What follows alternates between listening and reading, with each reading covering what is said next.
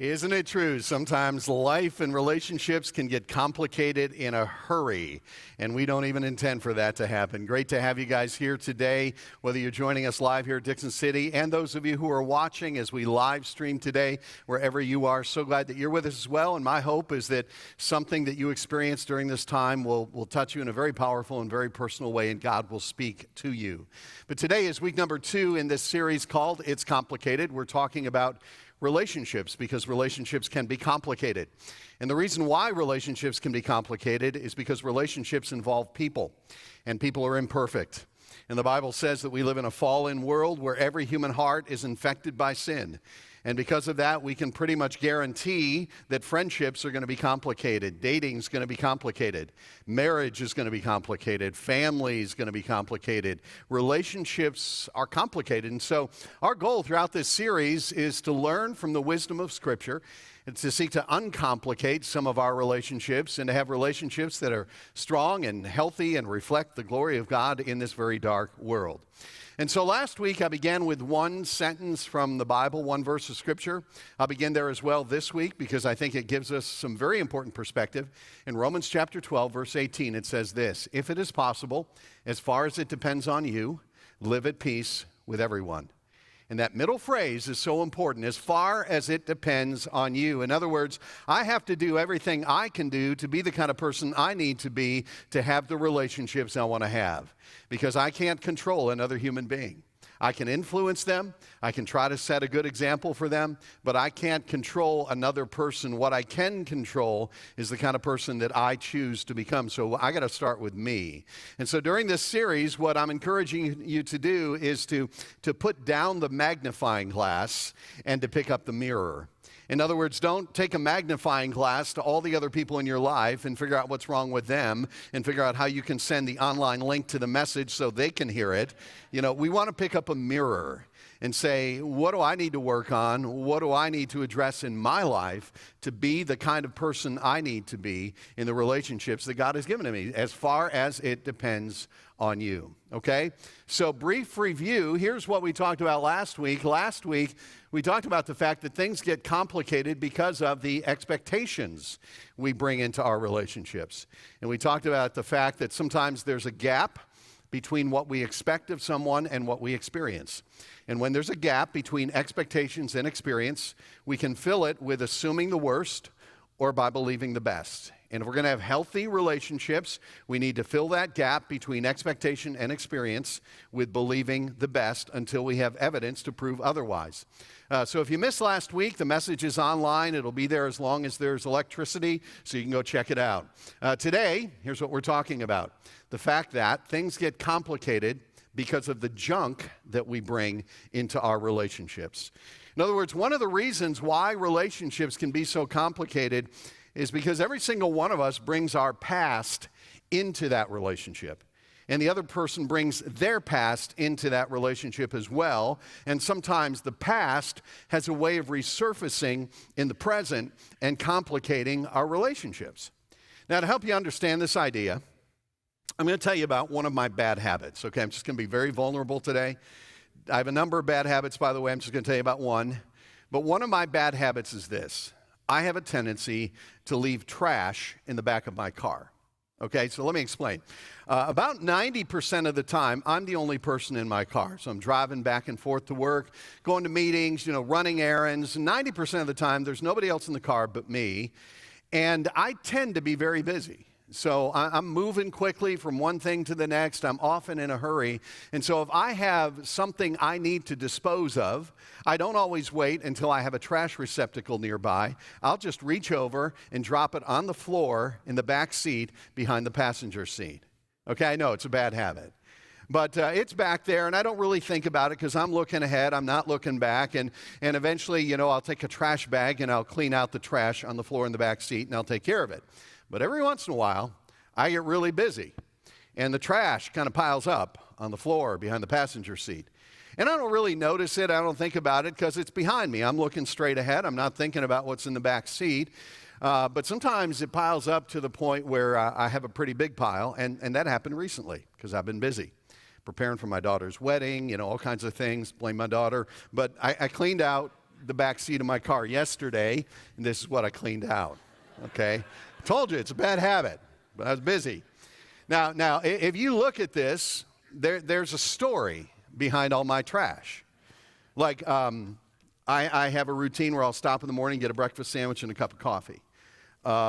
This is a bottle of windshield washer fluid because I ran out one day, and so I stopped at Rite Aid for some other stuff. I grabbed that, and then at the end of the day, before I headed home, I put it in the car and then put the bottle in the back seat behind the passenger seat on the floor there.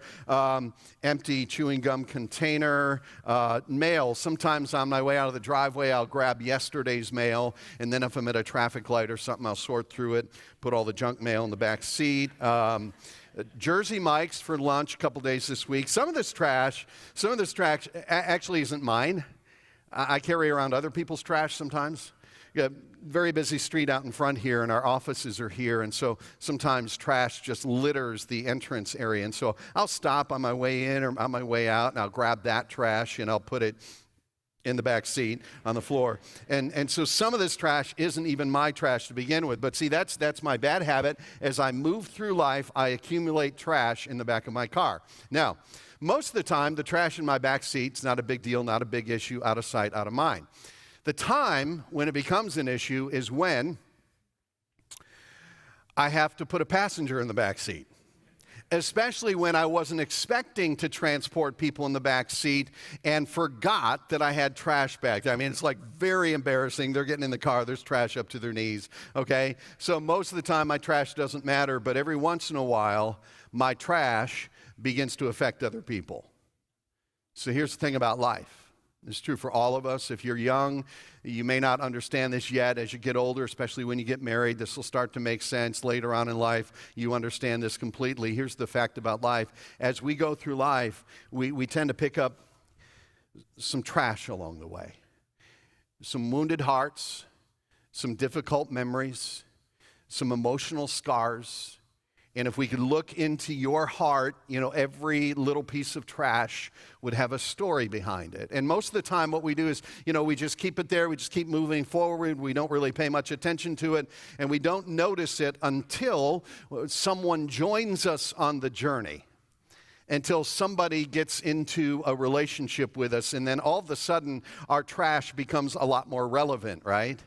Like that guy shows up at your front door for the first date, and he rings the doorbell, and you step out of the door, and he's standing there waiting for you. And it may be invisible, and it will be invisible, but he's carrying, along with the candy and the flowers, he's carrying a little bit of trash. And you won't even know it's there until you're at least 6 or 8 months into the relationship, and it begins to spill out a little bit, right? Or you go to college and you move into your dorm room, and then your roommate moves in, and along with, the mini fridge and the beanbag chair, she's dragging in an invisible bag of trash as well. And you don't know that until you're a couple of months into sharing a room with this person, and you think, wow, they kind of brought some stuff with them that I wasn't expecting. Or, you're standing at the front of the church, and your bride is walking down the aisle with the flowers in her hands. But that ain't all she's carrying. She's carrying an invisible bag of stuff that she brought with her that you don't even realize is there until you're about 6 months into the marriage, and you're trying to balance a checkbook and pay a mortgage and raise your kids and manage the toilet paper roll and the ice cube trays, and you realize this person, both of us, brought some trash with us into this relationship. So I want to talk about the junk we bring into our relationships, and specifically some of the things we bring with us from our childhood into adulthood. Now, I know that many of us have been blessed with tremendous parents. And many of us have parents who have loved us, who lived out their faith before us, who gave us a great start in life. And that's certainly true for me, but let's be honest. There's no such thing as a perfect parent. God is the only perfect parent. And if I could have an honest conversation with some of you, you would talk about how your parents had some very deep struggles that have had significant impact on your life today. And some of the stuff that you carry with you is not just stuff that you brought into your own life, but stuff that you carried with you even from the very beginning of your life. In fact, let me draw your attention to a very sobering passage of Scripture in Deuteronomy chapter 5. Moses here is speaking to the people of Israel. They're about to enter the promised land, their new home. It's a new beginning for them. Moses is speaking on behalf of God, actually speaking God's words, who says to his people, I, the Lord your God, am a jealous God, visiting the iniquity of the fathers on the children to the third and fourth generation of those who hate me, but showing steadfast love to the 1,000th generation of those who love me and keep my commandments. And so before they enter this promised land, God gives a warning to his people, driven by his love and his concern for them. And he says, if you abandon my law, if you live outside of my boundaries, there will be a ripple effect. There will be reverberations for generations to come, and I don't want that for you. And he says, conversely to his people, if you will live within the boundaries of my laws, and if you will honor me, then there will be blessings that will abound, not just to you, but for many generations to come, and I want that for you. And see, we don't need to read a Bible passage to know this is true, do we? That the decisions that we make, and listen, if you're a mom or dad, listen to this very carefully.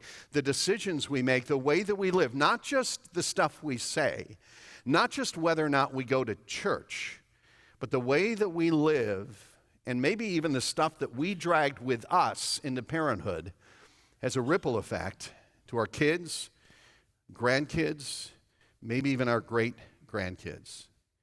Now, that could look like many things. I just want to talk briefly about 5 things that I see commonly being passed on from generation to generation. Some of those things that we tend to carry with us from our younger years. One of those is this, it's anger. Anger. We all get angry from time to time, but here's the question.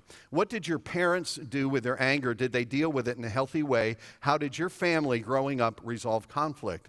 Like maybe you had a father who would just kind of explode when he got angry with harsh words and a raised voice and sometimes physical intimidation. And you said to yourself, when I grow up, it's going to be different. But then you grow up and you get married, and then your wife says the wrong thing at the wrong time or pushes the wrong button, and you're like a volcano.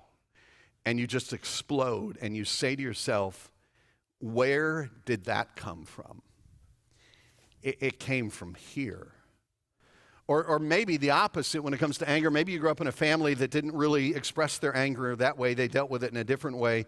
Maybe in your family, everybody would just go silent and the anger would go underground and it would seep out in, passive-aggressive behavior. Like one of my favorite stories about anger is this story about a married couple who had a conflict, and the husband got mad and he walked away instead of resolving it. And then he decided to punish his wife by giving her the silent treatment. And he kept that up for 2 days, didn't say a word to his wife. But then on the 3rd day, he realized that he needed his wife's help because the next morning, he had to catch a flight to Chicago for an important business meeting.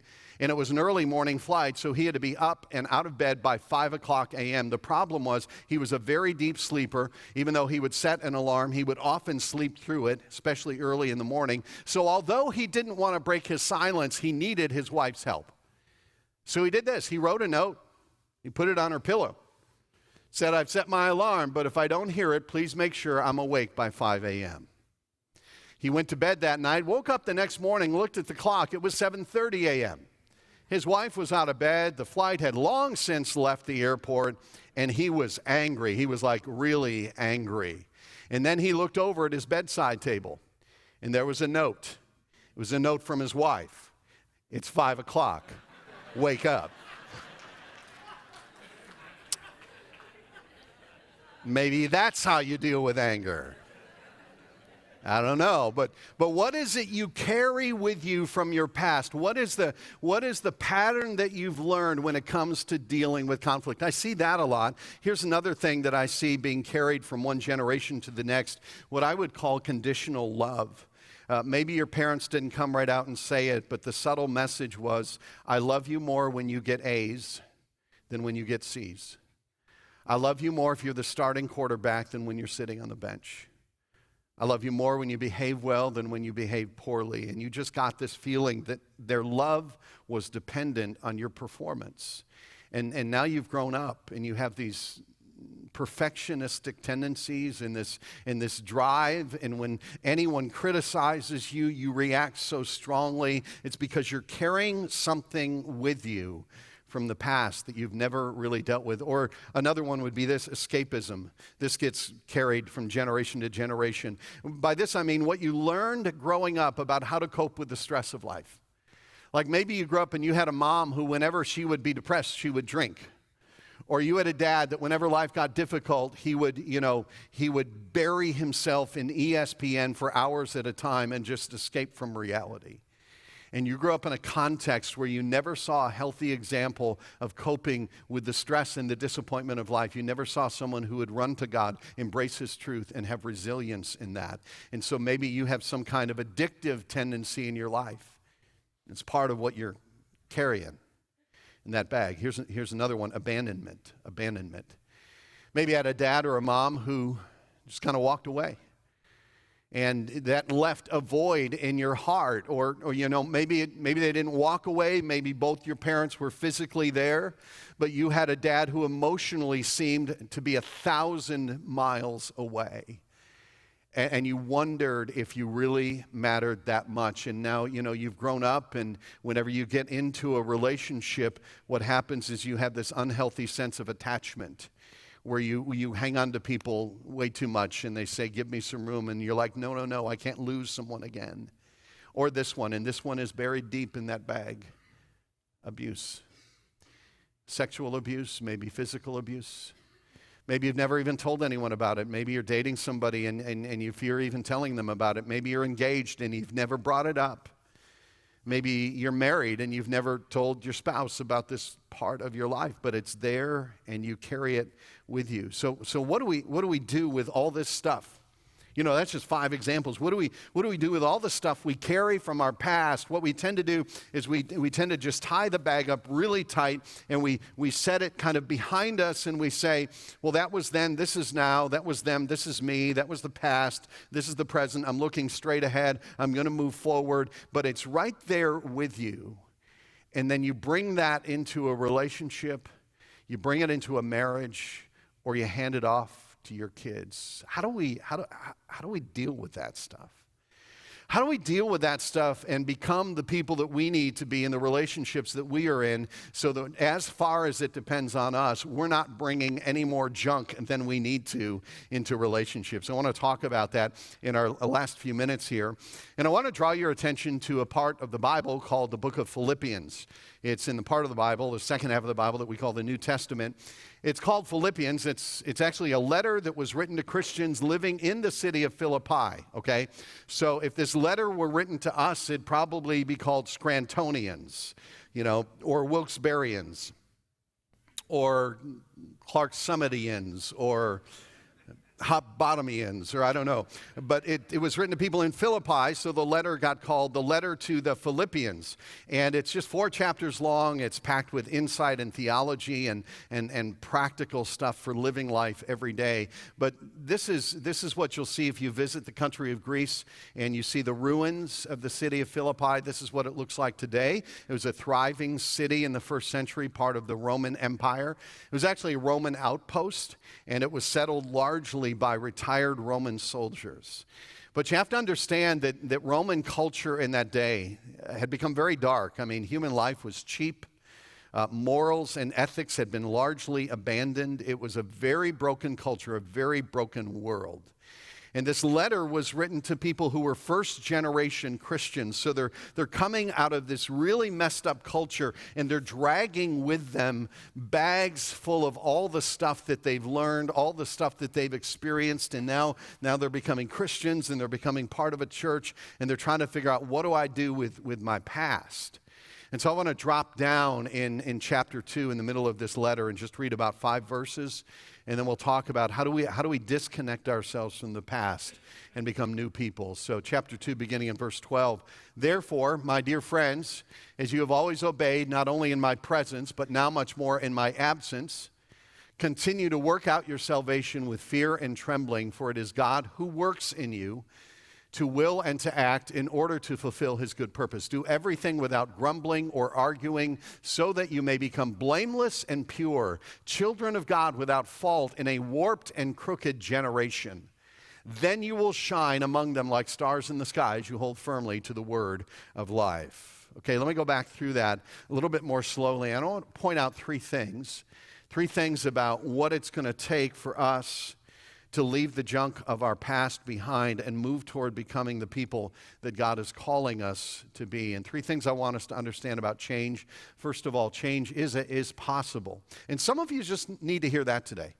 Because you've been carrying this stuff around for years to the point where it almost feels like part of you, and you feel like I can never change. It's just who I am. Don't expect me to be any different.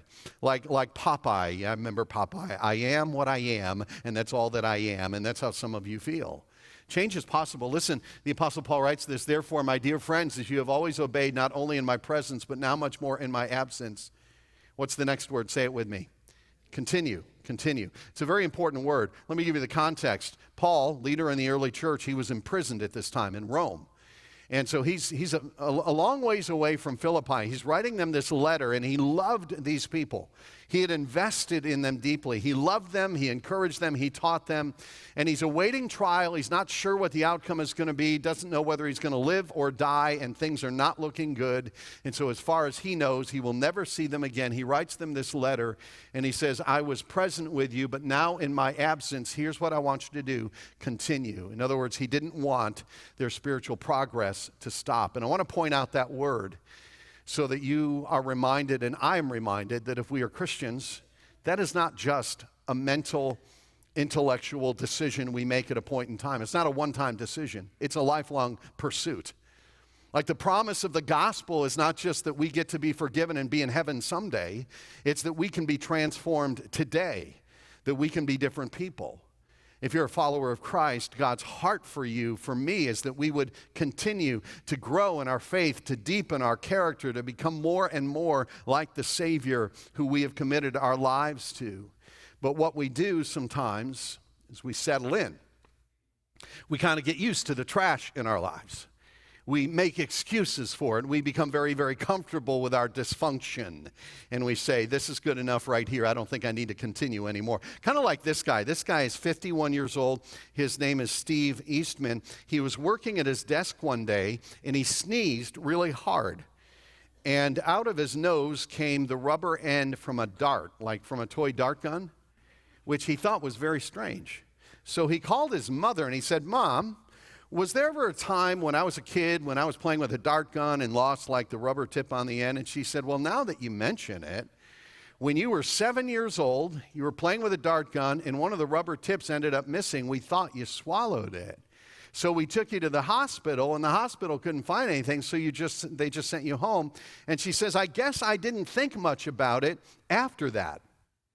So for 44 years, this guy struggled with sinus problems and headaches, and he just thought it was allergies or something, and he thought it was normal until one day he sneezed really hard, and out the end of his nose comes the rubber tip from a dart, which is a really gross story that you will remember. I guarantee it. As you eat your lunch today, you can think about it. Here's the point of the story. We can adjust to all kinds of things in our lives. And we can get very comfortable in our dysfunction and settle in and think it's normal. Everybody's like this. And some of you just need to hear a word of encouragement that you don't need to settle for who you are. You don't need to drag that stuff around, that you can change, you can continue, you can move beyond it. You don't need to live beneath your calling. Change is possible. Second thing about change, though, is this: it is a process. My dear friends, as you have always obeyed, not only in my absence, but now much more in my presence, but now much more in my absence. Continue, two words here, continue to work out your salvation. The word work is there. It's going to take some work out. And by the way, you need to understand what this says and what it doesn't say. It doesn't say continue to work toward your salvation. Continue to work for your salvation. Doesn't say that. This is not a command to somehow earn your way into God's favor by your good behavior, by being a really good person, because nobody can work that hard. Nobody is that good to impress a perfect God. What does it mean to work out your salvation? It means this. It means to work out the full implications of this new reality in your life, this new relationship that you have with your Creator.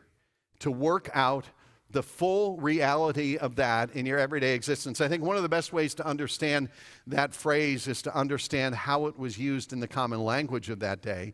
I'll give you an example. There was a Greek historian by the name of Strabo who lived in the first century, and he wrote a detailed description of the world in his day. In fact, his book on geography is still used in college classrooms today.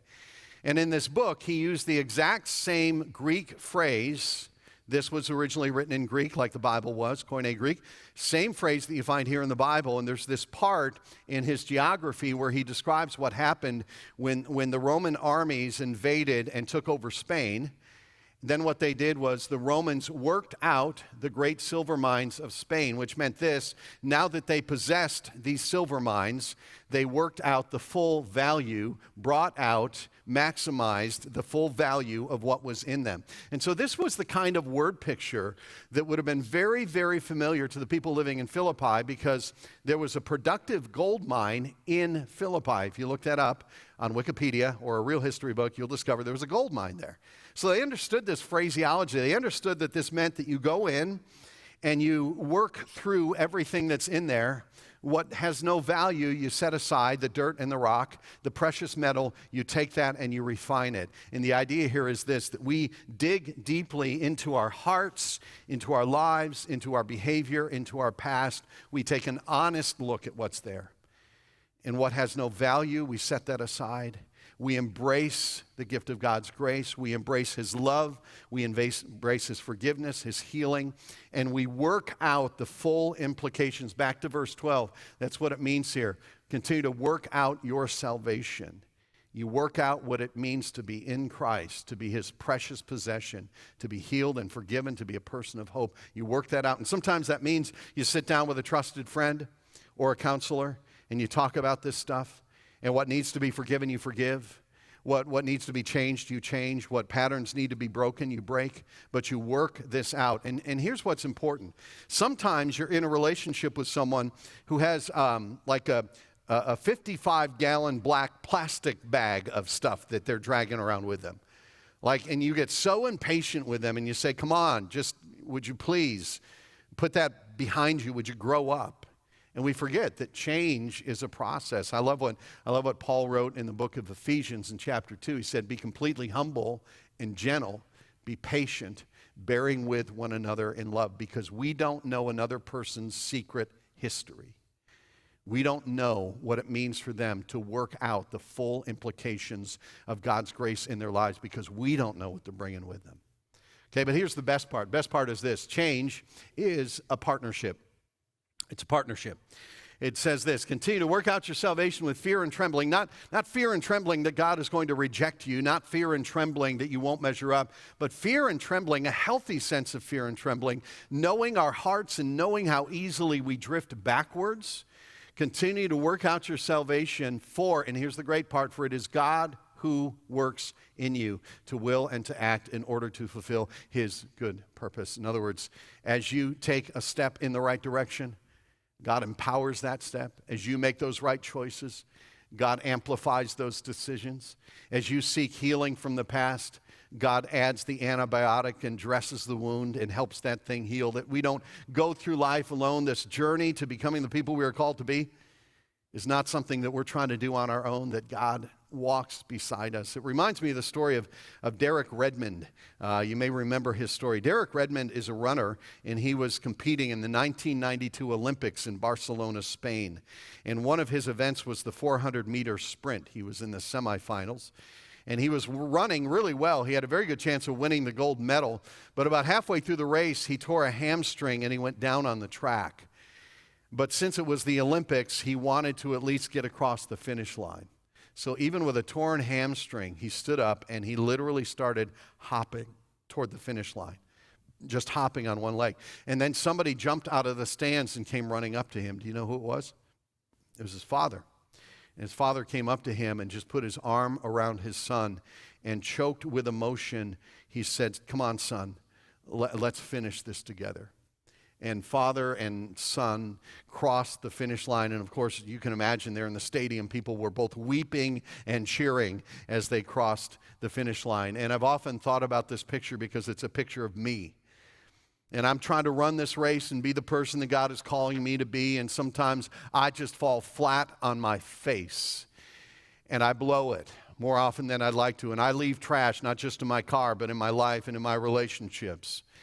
And I want to keep going, and I want to be the man that God is calling me to be, and I need to remember that I'm not trying to get there on my own, that I just have this sense as I reach out that God is stepping in, picking me up, and He's saying, come on, let's do this together. See, change is possible.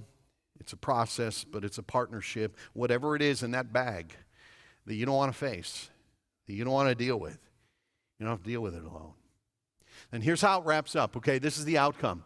So that, verse 15, so that you may become blameless and pure, children of God without fault in a warped and crooked generation, describing the culture they had come out of. Then you will shine among them, among other people, like stars in the sky. In other words, whatever relationship you step into that relationship as more of a whole person, someone who's bringing light and bringing hope and bringing health to that relationship as you hold firmly to the word of life.